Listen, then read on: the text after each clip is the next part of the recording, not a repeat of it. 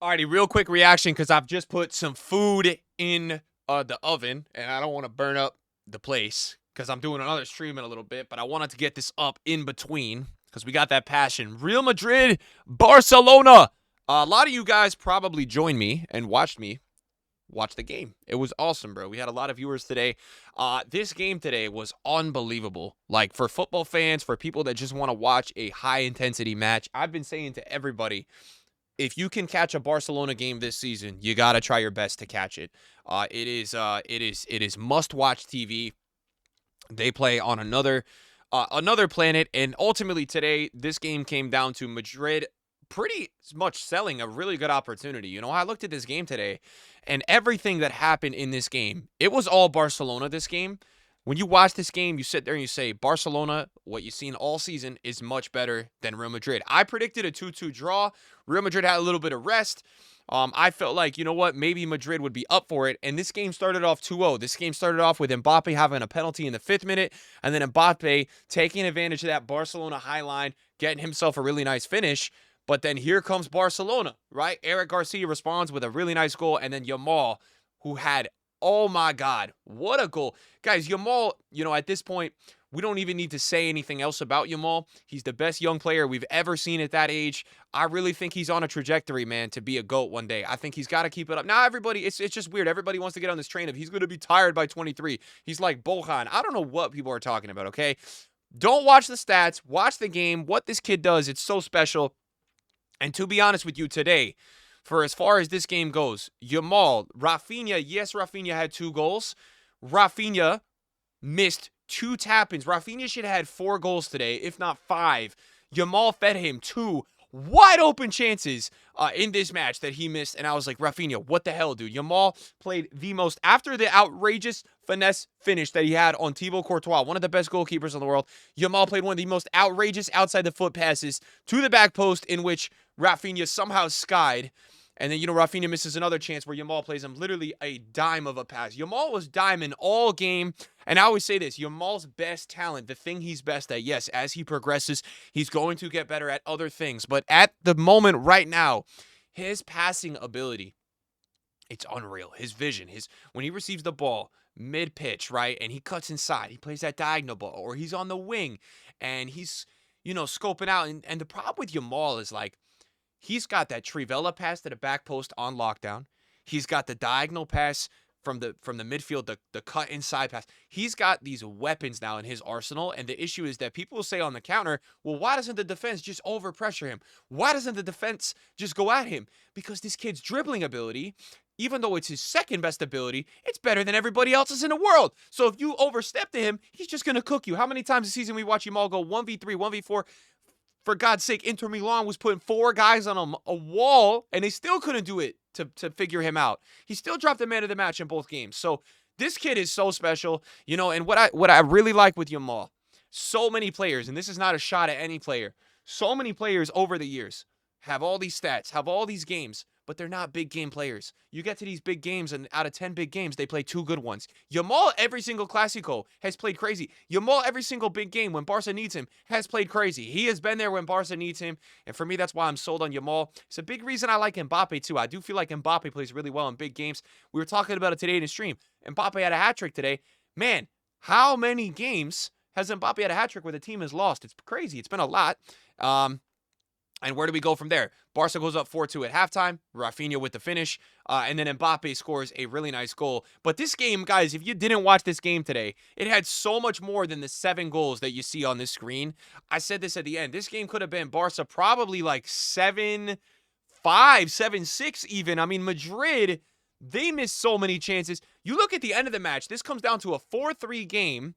Right? Madrid catch a break on a handball. Whatever you want to say about the handball call, I'm not a referee. Like, I didn't want to see that be called, but I understand a lot of people felt like Tchouaméni extended his arm. And either way, the call is tough with the rules because Ferran Torres really put it on frame, right? It looks like it's going in off the half volley. So, I felt like it was a really tough call for me to analyze. I don't know what it should have been. That was around minute 70, 80, and that would have been Barca 5-3. That was after Rafinha missed a couple chances, right? But where do we go from here? Madrid stormed down the pitch, and they have so many chances. They have Who did they sub in? They subbed in the new kid. I think it was his debut, Victor Muniz, right? And he has a chance, a golden chance where Mbappe plays an amazing pass cross pitch to him. He just shanks it wide, right? And then at the end, everyone thinks Mbappe's offside. He's got a 1v1 really just with Szczesny to beat. And Szczesny makes a good save. He doesn't put it wide enough. It's too close to Szczesny. And everybody thought it was off. We see the replay. He's onside. So Madrid really sell two big chances. Not to mention Tchouaméni scores off a corner.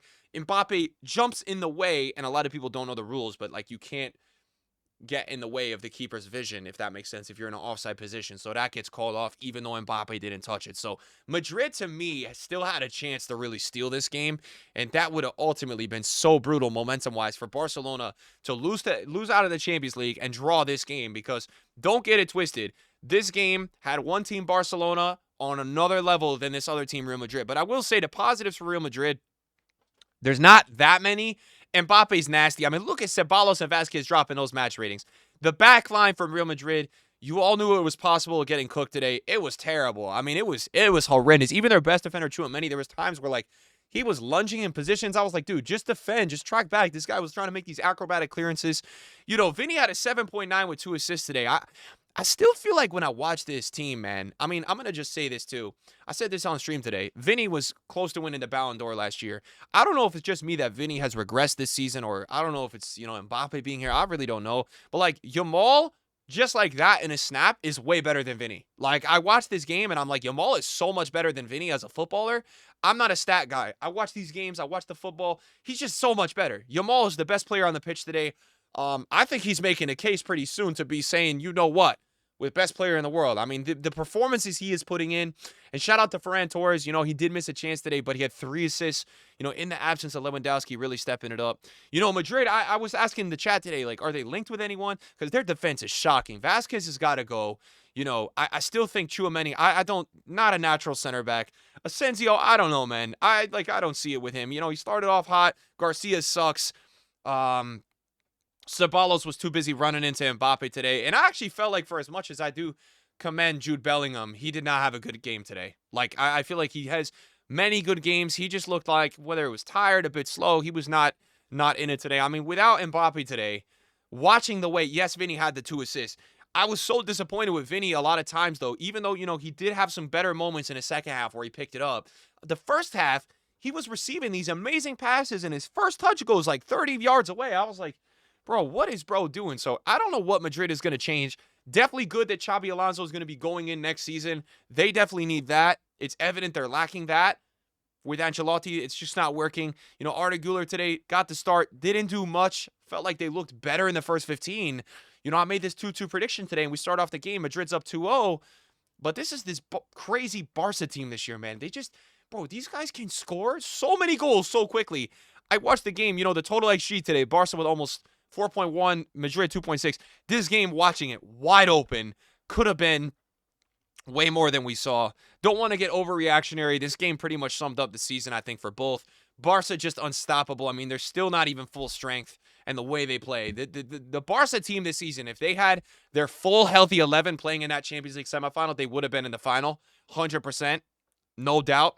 Health has been a huge killer for them, and they still do enough to get it done in the league, and they will be getting the 2 trophies this season. Pretty standard for Madrid. They will need to make, I've been seeing they're linked with Saliba. Trent's coming in, so Vasquez is out, obviously, or, just not going to be playing the level, even if he stays the time that he's playing. And now, La Liga is pretty much over. Barca have a 7-point gap, so Barca will be La Liga champions. They will face, they have Espanyol, they have Villarreal, they have Athletic Club. But guys, it's over. They've got a 7-point gap versus Real Madrid. And this was Real Madrid's best chance, in my opinion. They had that week's rest. Barcelona had that bad result midweek, a bit more tired, a bit more banged up. And, Madrid just don't take advantage. I mean, you thought, looking at the schedule, there was a chance this could come down to the Athletic Club game, last game of the season, but it's not going to. Barca are going to be the champions of La Liga, and they're very deserving of it. Barcelona going forward for any other team in this league. I was talking to people today about, the future of Real Madrid. I'm really worried, man, to be honest. Like, this Barca team is just only going to get better and better. Super young team. The manager, do I need to speak about Hansi Flick? I mean, I think the potential with Barca for the next 5 to 10 years is going to be quite wild to see. So, if you are a Barcelona fan, congratulations on winning the league. I know that the other people in the channel are going to say I'm back glazing Barcelona again today, but look, what I will say, regardless of if you want to hate Barca or not, every single match these guys play, it's pure cinema, it's pure entertainment, and we got that today. It was an amazing game. Thanks for watching my watch along and my reaction to it, guys. See you next time. Bye.